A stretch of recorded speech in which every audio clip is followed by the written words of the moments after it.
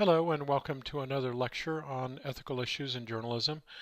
Today I'm going to talk about how you cover terrorism and mass shooting.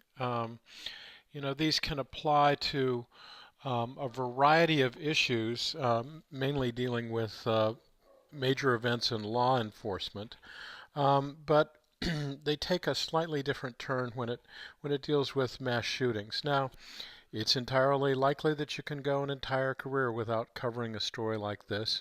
I've had the misfortune, I guess, to cover a number of these stories from the Oklahoma City bombing through to terrorism in the Middle East. And you really just don't know when they're going to happen. And so, with most ethical issues, it's better to think about things before they happen so that you're not simply reacting to things. So, there are a lot of things to keep in mind. First of all, you should consider your own safety while you're covering these stories. They're dangerous, and it's difficult as the adrenaline is flowing and you're covering the story. It's easy to forget that you also may be in danger.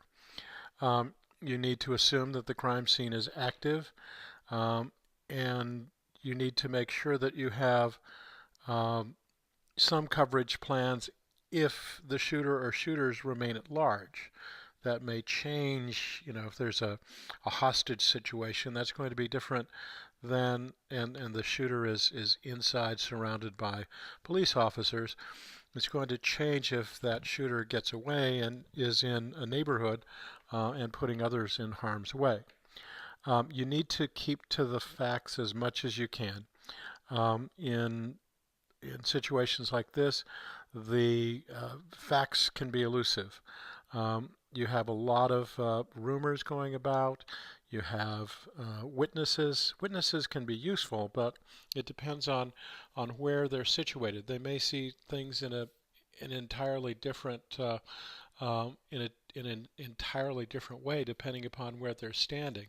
That's why, for example, if you've watched crime and legal shows, there's more and more a dependence upon scientific proof rather than eyewitness proof. You need to evaluate who are some people who claim to be witnesses. Maybe they just want to get their face on and voice on the air.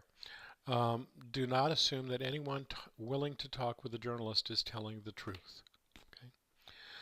Carefully evaluate all the user-generated content, phone calls, pictures, video, and information before you put it on the air or online. I made a huge mistake as a reporter in Europe where I bought some footage that I thought was valid, did all of the due diligence about the the nuclear facility at Chernobyl, and it proved out that it was fake. And so I certainly learned my lesson, and I can only say be careful about what you put up on the air or online. Be put things in a context. Small details can take an inappropriate level of importance in early reporting. Okay, don't get caught up in a numbers game. Um, Early reports are always going to change. The number of victims, the number of shooters. Don't get caught up in trying to speculate about numbers. Okay. Give serious thought to the frequency with which you mention the shooter's name. Stories of the victim should be given much more weight than the story of the shooter. Okay. Um, in terms of telling stories of the victims, move beyond the details of the violence and spend more time telling the stories of their contributions. Celebrate their lives. Don't dwell on the horror. I realize that this may run counter to what you see a lot on television and online, but it's an important one as we move to deal with more and more of these stories. Okay, um, it's important to consider not broadcasting audio or video of the killer's ranting or publishing the comments of what he wrote or focusing on his Facebook page and what he said before he launched an assault. Okay. When it comes to looking for motivation, don't look for simple causes to explain complex events. Okay, be careful, to avoid speculating on the role of mental illness. Okay, um, avoid using images that glorify the shooter or the shooters. Don't make the villain into a hero. Okay, simply put, don't give the guy, and it's usually a guy, much publicity. Um, you know, in terms of covering the story and getting response from victims' families, it's okay to do that, but you need to be careful about the sensitivity that you have. It's also good to ask friends and family for photos of the victims, that they may want to be used on the air. You know, I've always used the approach that it's part of the circle of life, that people are born, they get married, they have children, and they die, and that you would like to place the victim in the best light possible. But if people don't want to talk about it, leave them alone. And finally, I think it's important to look at the impact of reporting on terrorism and mass shootings. The desire of terrorists and mass shooters is generally to get publicity. And we in the media are starting to realize that we may be giving these people too much publicity. So here's some data on the subject. Okay, the prevalence of such crimes has risen in relation to the mass media coverage of them and the proliferation of social media sites that tend to glorify shooters and downplay the victims. The demographic profile of mass shooters is fairly consistent. Most are white, largely between the ages of 20 and 50.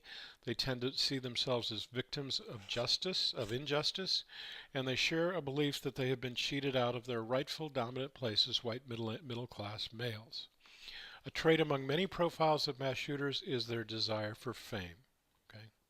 And we tend to play into that. And there's not a direct relationship between the rise of the internet and and cable news, but as there has been more publicity, there have been more shootings and terrorist acts. So that before 2000, the level of school shootings was about 3 times a year. Okay, now there's almost one every month, and the average of shootings of more than 4 people has actually increased to one every 12 and a half days. Something has changed here, and I would argue that it has to do with how we publicize the shooters and the terrorists. By providing them with their 15 minutes of fame, I think that we in the media have accelerated the tendency toward people who have no real reason to live and have a huge gripe with society to engage in terrorism or mass shootings. And so, you know, I think it's important to think about the type of coverage that we give to the shooters and the terrorists um, beforehand, before we face a situation. And these events happen in smaller markets in many cases. And so take a look at the guidelines, take a look at the impact, and thanks very much. We'll see you online.